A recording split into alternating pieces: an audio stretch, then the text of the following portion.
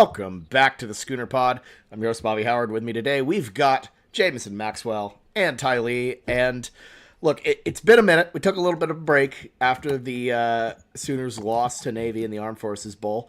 But Jameson, do you remember how we ended that little live show we did? You know, you and I. Yeah, we were talking about how we were thinking, no way we lose Zack Alley to West Virginia because he'd just get the same kind of job next year. Man, yikes. Woof. That aged like milk, like something worse than milk, like milk in the Lubbock heat. And we can talk about that a little bit later, but the people don't want to talk about that. They want to talk about the new things. So much has happened, and we're going to start with the newest thing that dropped today. Marvin Jones Jr., the edge defensive lineman out of Florida State, is seemingly going to transfer to the Oklahoma Sooners. He originally committed to the Georgia Bulldogs back in 2021. He's been a bit of a journeyman, former five-star guy. Jameson, so it's kind of rare for Venables or whoever to get a kind of a bit of a five-star guy who has kind of bounced around a bit. How big of a deal is this for OU and that front defensive line? I think edge talent with experience is really important to have. And with sheer talent that Marvin Jones Jr. has, that's something to be really excited about. And I think mostly a lot of people can be excited about, the production he's going to bring onto the field, but also the kind of way I've been spinning it in my head of why I get excited is I love seeing guys that were big on OU in high school and we just missed out on, and then it comes back and then they end up transferring back to us, which I think is super cool. In the way in today's era, we're going to be second place a lot. We're going to get outbid by certain schools. Whenever we lost to Georgia, it might not have been an outbidding thing, but what Georgia could offer him was a lot more than what OU could offer him at the time.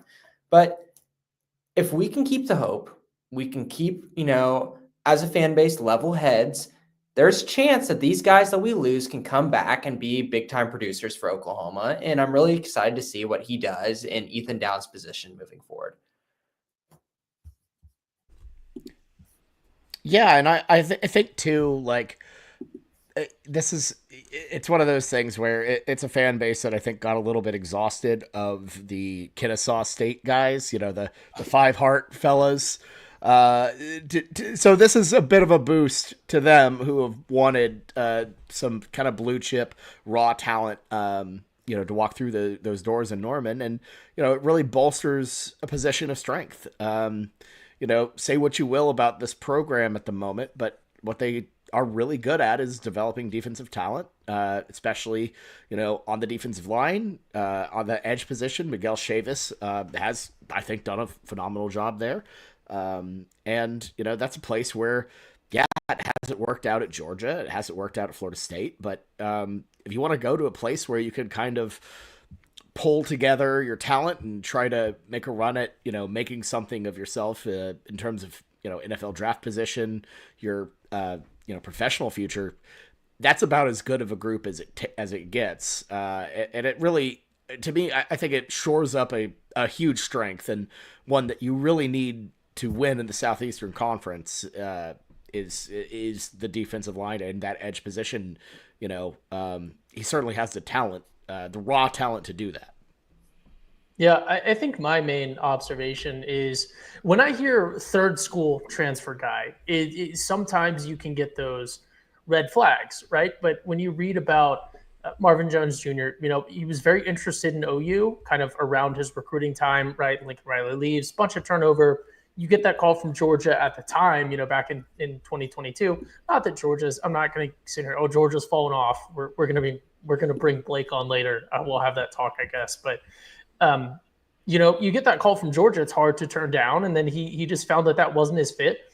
Maybe it wasn't his first choice originally. And then, transfers to Florida State last year. And obviously certainly felt he was getting something different than what he ended up getting from being on that Florida State team.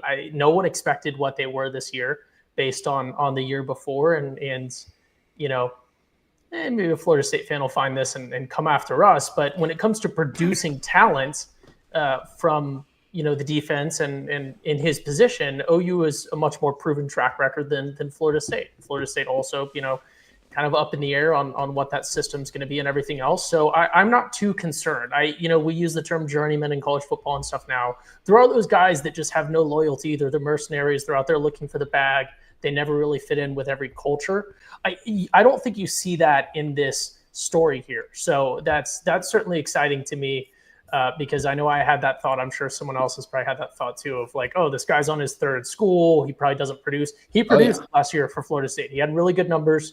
No negative stuff about him ever. It's just kind of a guy who, has probably would have been screwed over in the college football of the past and is using the portal the right way and looking out for his future and has ties to Oklahoma and a little bit of passion for the school that I think did help us land him now. So that's very exciting.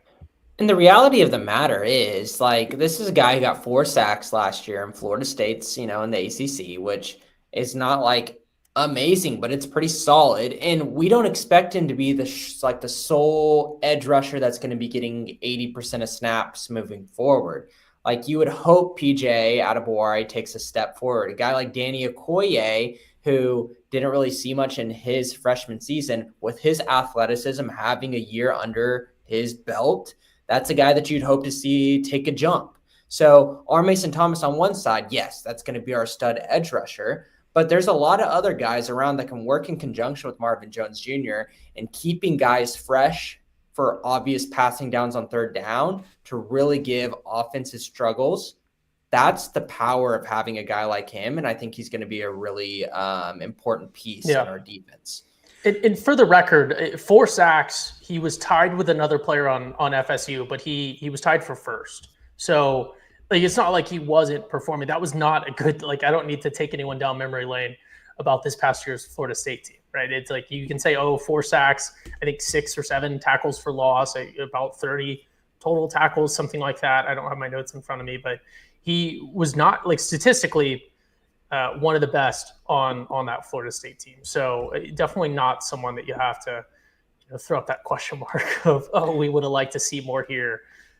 Would have liked to, didn't necessarily have a ton of help on that Florida State squad. So, well, and I think it's nice too that point Jameson brought up too, with the rotations of how a truly elite defensive line operates. Look at what Tennessee brought to the table last year. The way they rotate their defensive linemen, where guys are fresh. You can't really run pace.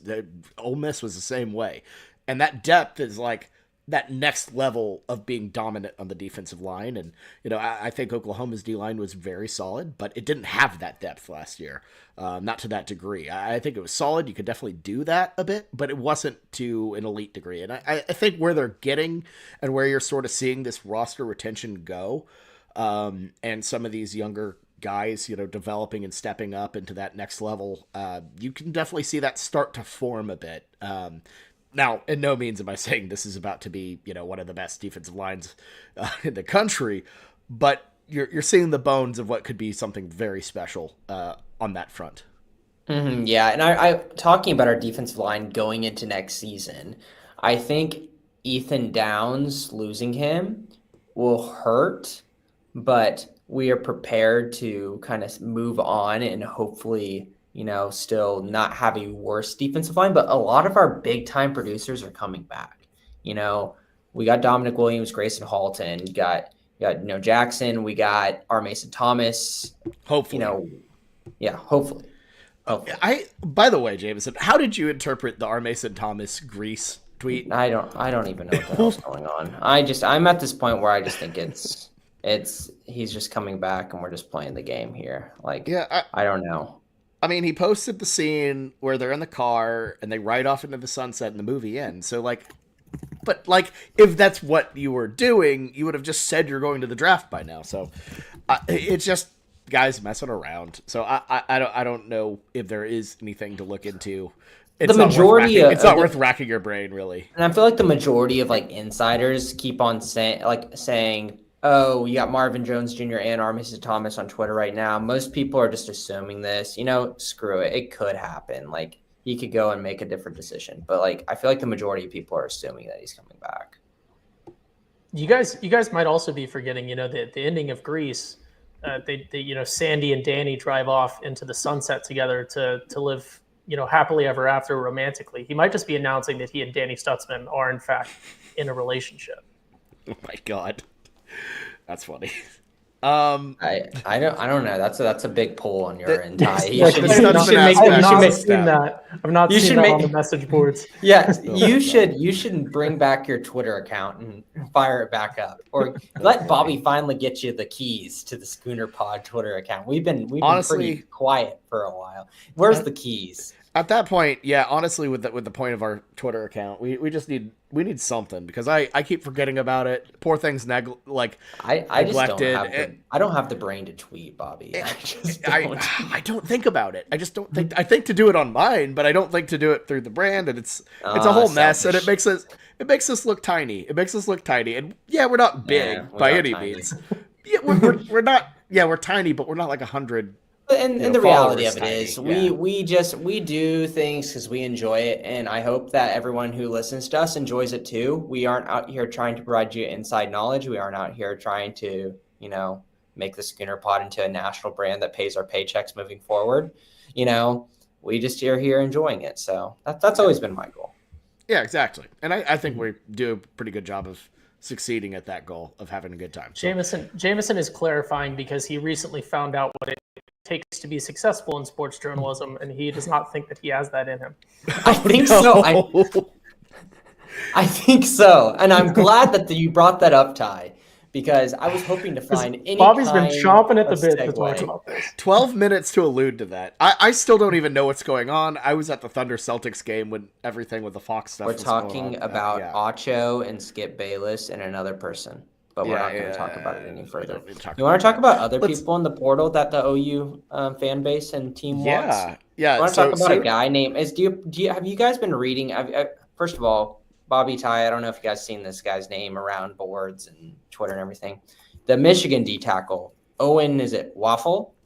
I would like his name to be pronounced Waffle. It might be Wafle, but it's Wafle. Would you pronounce that as Waffle or Wafle?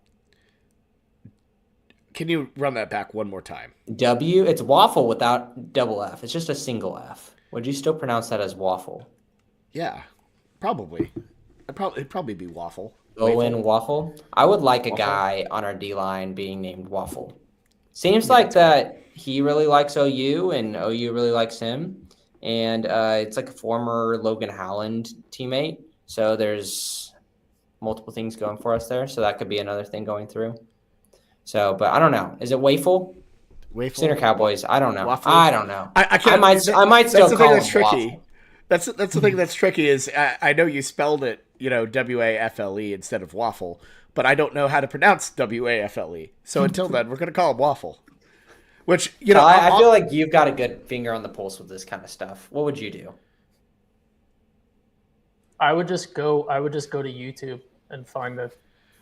It's like don't ever go into YouTube. Yeah, whenever you type in how to pronounce this word, it's like some just if it's an accent with a little put his name in, someone will have a. There's a media guide that has it right for sure. I'll go Theo Vaughn on this one. Let me see a picture of this fella.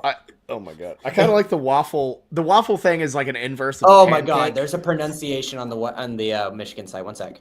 Okay, I like that it's an inverse of a pancake. It's a waffle. It's a waffle. Okay. That's disappointing. It'd still be nice to have the guy though. This is big sports journalism over here, Ty. Big J. Looking up media guides. My excitement level for him dropped one level after that, but there's another pick. I think the one that I'm the most excited about, and I think a lot of fans are, is Kendall Daniels. Imagine him going into the Cheetah. Dolby recovering from an injury. I don't know if he'll be ready or not. I would assume he should be based off return to injury, but obviously who knows with athletes and everything. I just figure with that injury that he had, he should be able to be ready for the season. But at the same time, this team needs a guy like Dolby to go out there and do what he did, because whenever we lost Dolby last season, having just a plain linebacker at Cheetah or having a safety or cornerback and Woody was not what we were looking for. And it really just kind of just change the complexity of our defense. Daniels, now that's a type of dude who's a cheetah, and he should really look at that spot in Oklahoma and be like, maybe I didn't want to come here whenever he was first getting recruited, but the defense is different, and this fits exactly linebacker safety hybrid, and we don't have to force you into a linebacker or safety like he was trying to early in his recruitment with Lincoln Riley. It's different now, and I think he'd be great as a Sooner. Yeah. I mean, and not even to mention the, kind of funny, haha, we took an OSU guy aspect of it. But, I mean, he fits well. He has experience right out of the gate to a team that, really, needs a guy who can slot in and play right away. And, I mean, not only that, he's just been balling out for Oklahoma State. Even in a down year, he was a bright spot for them. Which is he? There were a few bright spots for Oklahoma State football this year, but Daniels is he's a dude for sure. Is he the guy who picked Quinn Ewers and sealed that win for him that one year? I don't know. I don't have that kind of memory. I don't know if y'all have realized I have my memory with that kind of stuff. When it comes to hating on my list of hated quarterbacks, I have that memory. Speaking of, forgot to mention this, but hopefully we decontaminate Marvin Jones Jr. from any potential DJU chirps that he has on him before he comes on. He's been quarantined for him for the past 9 weeks, so I think we're pretty 6 safe more there. months and he'll be ready. Don't forget, DJU is foot out the door to the NFL draft. Who want me? No, by the way, Ty, you were right. Daniels made Marcus Mariota look amazing today, so anything is possible. Fair enough. By the way, Ty, you were right. Daniels did pick off Ewers in 2022. So I will say this about Daniels, and if he doesn't end up coming to Oklahoma, I see the reason why. I don't have any sources. Do not listen to this pod thinking that we have sources whenever I say something. I'm legitimately just going off the cuff. We're just vibing here.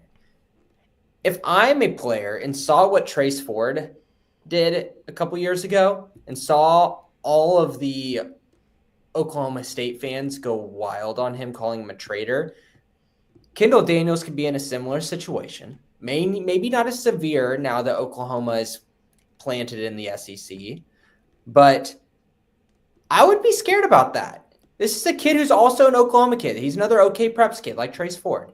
And his legacy is something that's going to mean a lot to him.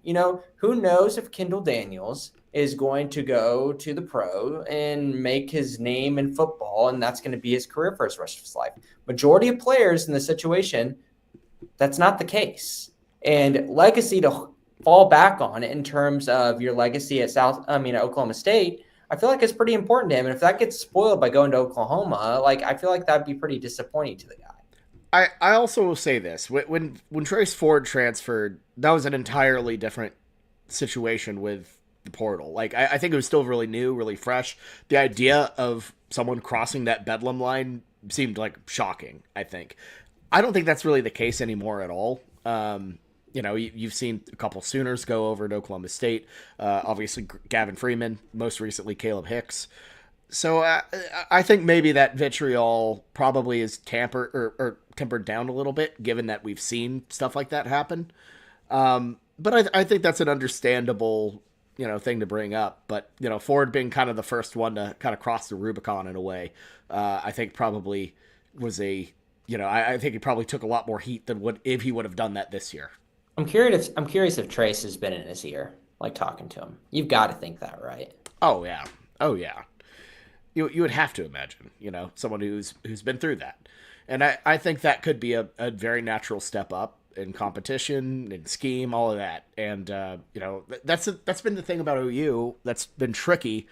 We've had guys who, Cheetah, I think, is a very exciting, very dynamic position, but we haven't had a perfect Cheetah. Even Dolby, who I thought was great, wasn't really quite I don't know. perfect. I think he's perfect, man. He's so good. But we're trying to say perfect. He's a little undersized. You're right. Perfect's a bad word, but man, that dude plays bigger than his size. Yeah. If you're just looking at measurables, I get it. But right, man, dude, you would not look him up and be like, he's that big? Seriously, what is he under 6 foot? Yeah, he right? plays to a tenacity. Isn't he 5'11"? Isn't that what he is? Something like that. Are we looking at Daniels or Dolby? Dolby. No, Daniels is huge. Yeah, Dolby's 5'11". Daniels is 6'4". Yeah. Daniels is 6'4". He's a He's a unit, man. He would, and that's my thing is I feel like a prototypical cheetah like Daniels would be that for sure, and that would be the first time you have that. And yeah, I mean I'm not trying to knock Dolby at all. Hell of a player, the effort's through the roof. But if you're looking at prototype, Daniels is it, man. So and of course you would play both. You would have to play both situationally too. Dolby kind of works for teams that air it out a little bit more if you need a little bit more on the mobility type of end, that sort of thing. So anyways, I think we talked about Daniels quite a bit. Any other kind of bits of news on the portal end? I think some of the hand wringing about all the Kennesaw State guys and some of these smaller commits, I think it's slowing down a little bit, all things considered. I don't know. Jameson, what are your thoughts on all that? Because I think to me it seems like a depth pieces. It's going to be like a third string tight end and our kicker and punter, like big whoop. Like it doesn't. Here's the thing: no matter where you are, and I think Ty said this in the past, no matter where you are, no matter where you're recruited to, if you kick and you punt, it's going to translate. It doesn't matter where you played. Like it could be a defensive lineman played at Kennesaw State. I'd be like, I don't know if it's going to translate.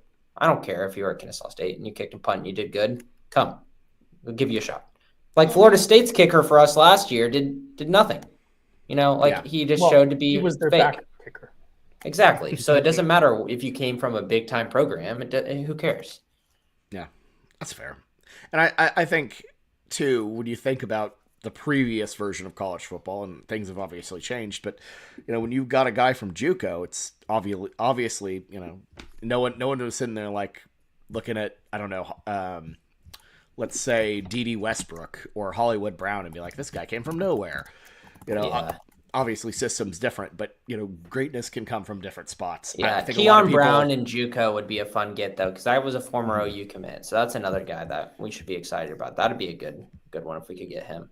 Yeah, I think a lot of people just have the whole Bauer Sharp thing fresh in their mind, and not everyone's a Bauer Sharp, but I've said it before. I think Bauer Sharp was put into some kind of crap positions by the offensive coordinators. He should have not been dropping back to pass as much as he did. That's kind of absurd, but I don't know. He's clearly good enough for LSU to want him. So, oh my God, I just pulled up. I don't know why I'm on 247, but I am. And can you guys? You probably won't. Any guesses? And I'll give you a hint. They're at Iowa Western Community College. Of who the number one JUCO quarterback is in the country? Hmm. He went to an Iowa. Yes, he went to an Iowa college in the past, and he is it Brock Purdy? No, it's similar, close. Oh God, it's the gambling guy, right? Hunter Deckers. Guy, Hunter Deckers. Gambling guy. Didn't they like not hit that bet too? That he was like telling the girl to take. I need to look that up. He wasn't even a good gambler. You guys chatter. Oh man, that's funny. It's a real good gambler. A good gambler. Something to think about. Let's see. Jimmy in the comments asked any more OL or O line pickups. I think they're kind of being like quiet on it. I think they're gonna probably just wait, because it seems like all of the guys that they're kind of like touching base on for the time being. Like we have the Washington State guy that people were talking about a lot. Do not ask me to pronounce his name. Screw it, I'll try. It's like Lily Fa something. It's like Foss. It's like Fa something. Fa Lily Fa Mo. That's what it is. But still butchered it. But I bet you we just wait. There's gonna be time. More people are going to come in. I don't think that there's anything that I've seen so far, but obviously there still might be someone. Yeah, and I mean, there's still 4 teams playing in the college football playoff right now. Like the season isn't over yet. So we've seen a couple Alabama guys hit the portal. Some guys you probably don't want, just in general. But yeah, I don't know. I think this is far from done. You would hope it's far from done, but we'll see how it all shakes out. All right, look, we really do need to talk about the Zack Alley of it all. So let's loop back to that. Obviously a shock. Are you concerned about just beyond the optics. Now that the sting, the emotion of losing your defensive coordinator to West Virginia has kind of dissipated, mostly. What are our thoughts on this, guys? Like a week or so after the fact. He's a smart man, is what he is. He's a very smart man. Die. Just real quick, because I spent this time looking it up. The Hunter Decker bar video, he told this chick in 2022 against Iowa to take Iowa State money line. He told her to put $500 on it. That did in fact cash. They beat Iowa 10-7, which is a disgusting score for a football game being played in August, I guess, September. But he did in fact get that one right. So, but fair enough. But my thing with the Alley deal, look, I think he wanted, obviously, as so many people have said, Game and Teddy, the folks you've heard last week, shout out to them for getting on the mic and talking about that. Very much not fun to talk about Oklahoma football at the moment. You're getting no credit for a defense you're calling because it's Brent Venables, and at West Virginia you get credit and control. So I kind of get it from that perspective. Is it frustrating that Venables doesn't hand over the keys? I guess so. But I think you kind of have to know what you're signing up for. And whoever comes in has to know what they're signing up for as well. That's just kind of how it is. It probably is a smart move in that way. Whatever you do at West Virginia, sink or swim, you're going to get credit for it. And, I think, getting a pay bump and getting, I get that. He was going to get paid more through Oklahoma's offer. Yeah, that's true. That's the thing. True. Yeah. Yeah, we raised the stakes. We thought we had him, and then he left. So it's not a money thing. It's a control thing. You said the word control, Bobby. It is all control, and Brent Venables does not like to give up control. And we've known that for years, and we've said it for years, and it's showing its negative sides. Yeah. Do you think how much of an effect do you think it has on this team? And I think it's hard to tell without the replacement in, but I'm sure you think it's. I kind of think it is probably a big deal losing a young star like that. It's a huge deal because we hung our hat this year, and one of the few things we were good at was defense. And I believe in Venables' scheme, and I think that if he was running and he put 100% of effort into this defense, he could make a really good defense next year. The problem is, as a head coach, he can't do that. He has to dip his toes in a lot of different, wells. And I don't know if that's a saying, whatever. He's got to do, what am I looking for here, Ty? He's got a lot of different cooks in different kitchens. I don't even know. Where am I going? How that works. He's got I don't know. What even? He needs to spread himself out. Yeah. What did you say? Got his hand in different pots, something like that. In different pots, isn't that? Yes. Have your fingers Whatever in it many is. pots. Sure, that. I looked it up. I don't know. He has a lot of things he needs to work on. Sometimes I'm kind of like, Ricky from Trailer Park Boys. I just botch something and I just do a Jamesonism. It's just really bad. But moving on to that. So I think that Brent Venables needs to be a head coach. And obviously we've doubted his ability to focus on being the leader of this team because he tries to focus hard on being a defensive coordinator and micromanage too much. And he isn't being an overall general manager of this football team. I think Zack Alley was a guy that can go out there, knows Brent Venables' systems, is a mini Brent Venables, and that's the best thing you can get. If you can get Brent Venables as your defensive coordinator of this football team, you'd be happy, and Zack Alley's the closest thing you're going to get to that. So getting somebody else, whether that be the Clemson DC right now, who's was all of the rage the past week in terms of who is going to come in, it's going to be a step down because there's going to be some discordance, and it seems like Brent's going to just step in and he's like, okay, this is my problem. I'm going to take it all on my shoulders. This season is a do or die for me. I think it's going to run him thin. I don't think he can do it. Yeah, and I think it just enables the problem with all of it is he's exactly. He's not a head coach. He has not been a very good, very effective head coach. It's clear when you look at how, the decisions are made on the field. There's sloppiness, there's misuse of timeouts. It's not been efficient. He has not looked like a head coach, and it's we're entering year 4 of it, and it's pretty damning at this point. I know he's gotten better, but it's not good enough. And I know that's been kind of hammered in ad nauseum, and I kind of agree. And I don't know. I don't think that being like, yeah, I'm going to dive deeper into the defense is going to solve that problem. It's just going to exasperate it and make it significantly worse. So I don't see how that. I mean, yeah, that's going to help resolve the defense, a bit, but it's not going to solve your overall issue, which is we have a defensive coordinator running the show. And that's just not going to cut it. That doesn't end well.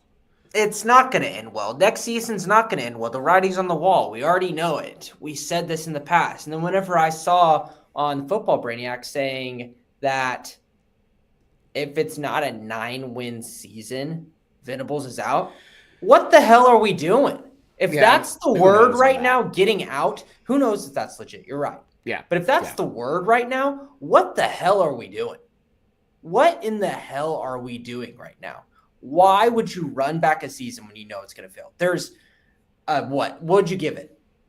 5%? 10% chance we get 9 wins? Like Ty said the other day in our group message, he thinks we're going to win like 4 wins, right? Was it? I think you can see a very believable trajectory where OU is favored in 3 or 4 games, which to me, I would ride with, Auburn's getting some insane hype. I don't think Auburn's going to be remarkably better. That was wild on 3. Man. I love Ari and Andy, man. To beat for us next year. I don't think they're a top 10 team, but that could be a tough game for OU to win, and that's arguably one of our most winnable games on the schedule next year. Like you're talking, we're throwing Michigan on our out of conference schedule. For anyone that's not familiar, right? We have, I know Temple's on there, some Midwestern state college that's a small opponent, and then someone else, whoever our like late in the season weak opponent is, or the 3 that will for sure be favored in. But a lot of the SEC games are a toss-up. It's basically the same SEC schedule we had this past year. And do you see OU taking a great leap forward? And do you see any of those teams taking a significant step back? Tulane for Michigan. It's really what it is. Yeah, with Underwood coming in, obviously what that Michigan team did to Alabama, you don't love. It's if this team wins 9 games next season, like that's a borderline playoff team. That is either a team that was going to feel like they got cheated out of the playoff, or they're going to make one of the last playoff spots. They should make the playoff at 9-3 with that schedule. That would be astonishing if they got screwed out of that. Then the SEC should have a solid. If we go 9-3, with a win over Michigan, because presumably that will give you the hypotheticals against a lot of the competing Big Ten teams, depending on how the Big Ten ends up next year. Well, I mean, think about it. Like Alabama was a borderline playoff team at 9-3 with losses to 6-6 Vandy and 6-6 OU. So, an OU team with reasonable losses to good teams, that wouldn't be the case. I don't think. Yeah. So no, that'd be an extremely. Yeah, they would be in. They would be in.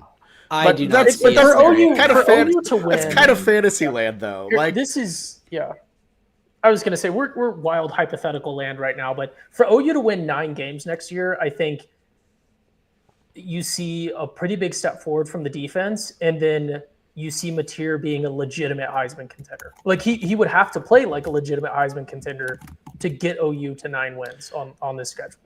It would especially have to be, if you look at what the running back room is probably going to be. Who knows with the receivers, because we had 4 stars dropping passes the whole bowl game, but I don't know. Yeah, and it would have to be really one of those. It would have to be a Lincoln Riley, Baker Mayfield 180 like we saw in 2015.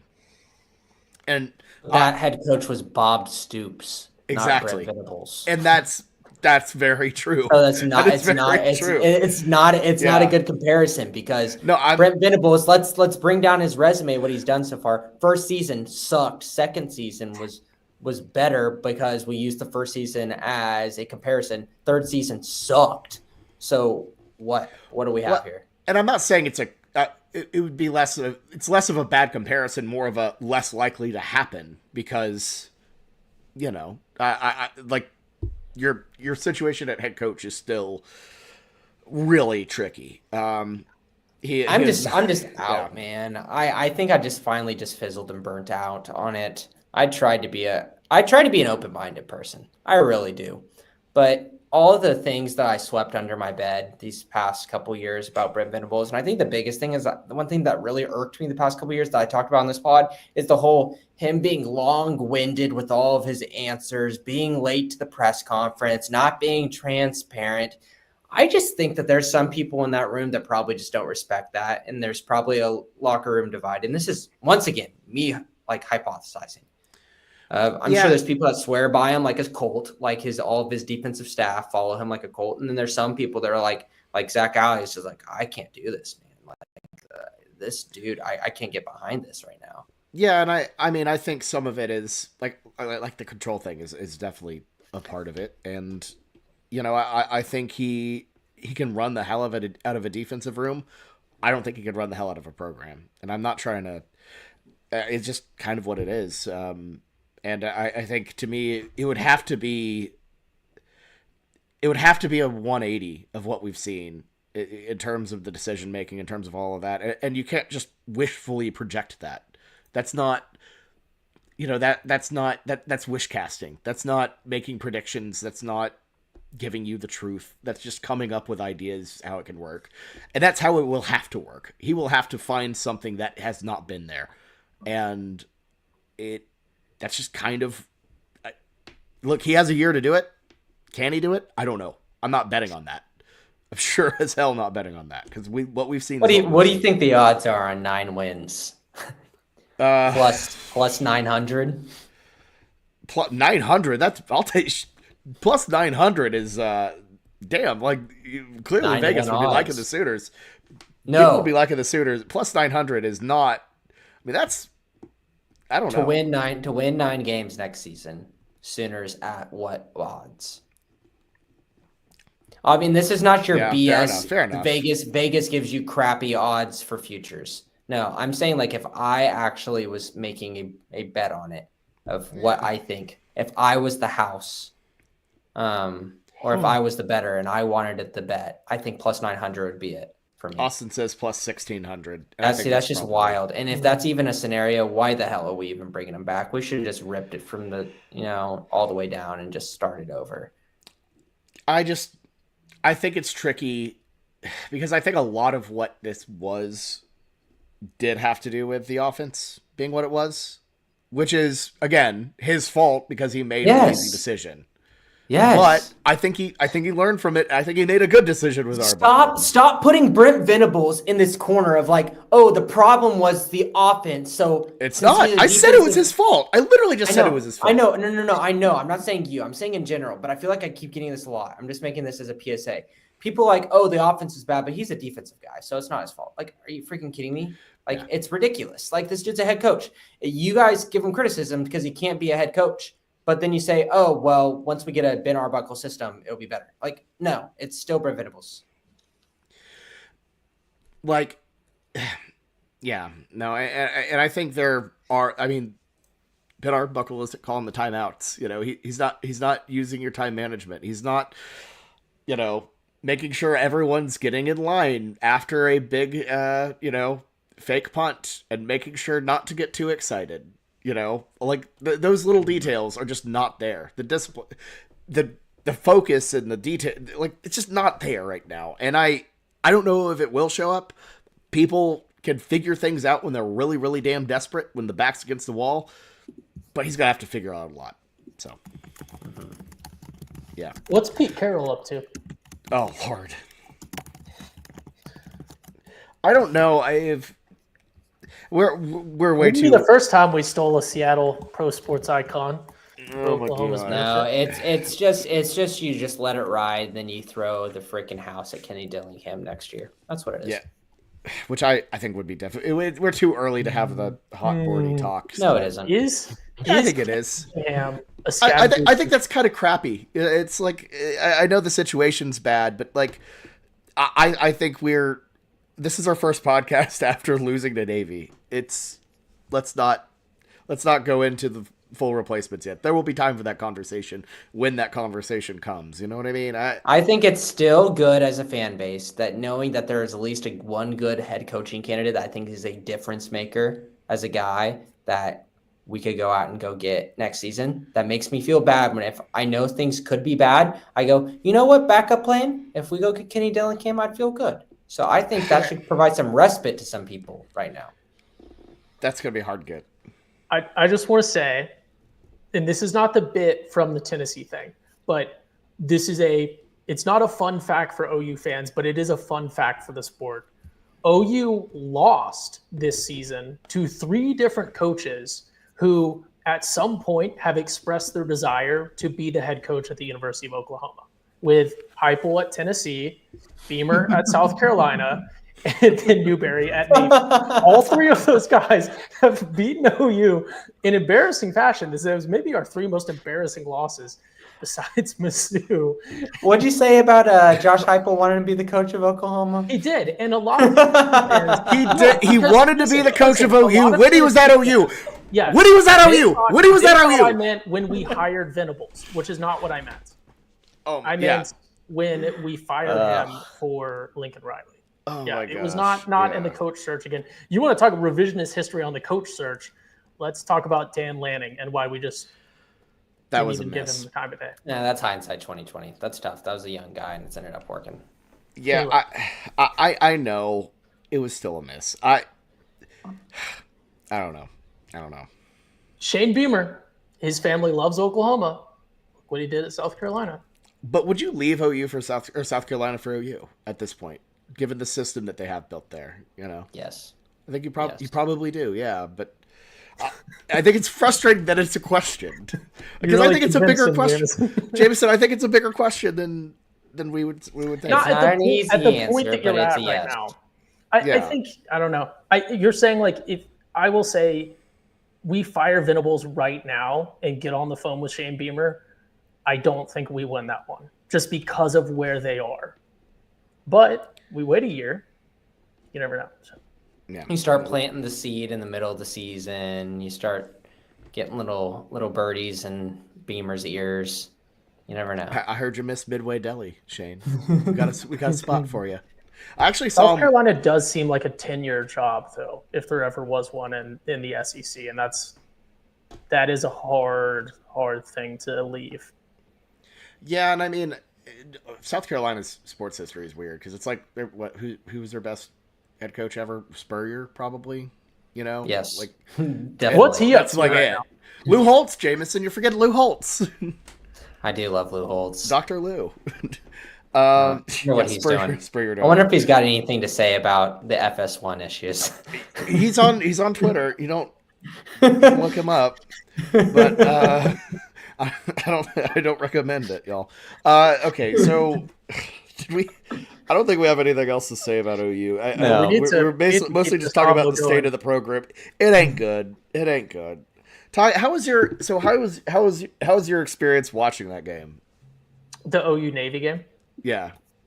Well, one, I didn't listen to y'all's full post-game recap, but I have a sneaky suspicion that, Bobby, you did not come clean to OU fans as to why specifically OU lost that football game. They specifically lost because of everything that went wrong with them that season, and not because I immediately said I tried to start talking smack when you said there is no way OU wins that game. Which, Yes. by the way, it was a very close.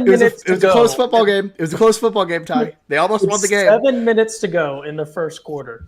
Bobby's like, "Yeah, this one's over. I can freely start to talk crap on this one." Yeah, that was. I don't know. It was weird, mixed feelings. I did get the satisfaction of at least being right in the group text, which did feel nice. But there was a way to just have a better 2-point conversion call. But yeah, that was probably one of the worst reverse jinxes I've seen in a while, and got destroyed for it. Was it a jinx or a reverse jinx? no, that was a jinx. It was a jinx. It was not a reverse jinx is what we almost pulled off with ASU in Texas. Yeah, no. Yeah, it's not good. Not good. Throw away jinx culture. I have been trying to say that for the longest time. I try to manifest that in my day. Who cares about Bobby's saying, "Oh, it's over." That's just a guy vibing. Let him vibe. Stop throwing him under the bus for jinxing. Thank you. I didn't say it was over. I don't know. I was just talking. I don't know. Talking. Go and Blake the captain, who will be joining here in a couple minutes. Man, that guy is full of jinxes and worrying about his life and jinx. Just don't let that ruin your life. Be able to say things freely. And if it doesn't go your way, that's just life, because that's just the odds and probability of things. Put stuff out into the universe that you want to happen and just see them happen. And that'll be the Schooner Pod for you. And on that note, we're wrapping up the show. Thank you all so much for listening on this Sunday night. If you're watching live, we'll be right back here to talk about the college football playoff with our friend Boat and Blake. FS1. And no, we will not be talking about FS1. We'll be with you all off season to talk about the Sooners. Shout out to OU women's basketball. Great win against Tennessee. That was awesome. And yeah, we'll be talking about a whole bunch of OU stuff throughout the off season. We'll get through this. We'll get through this together, folks. So for me, Jameson, and Ty, this has been Scooter Pod. See y'all next time. Boomer Sooner, everybody.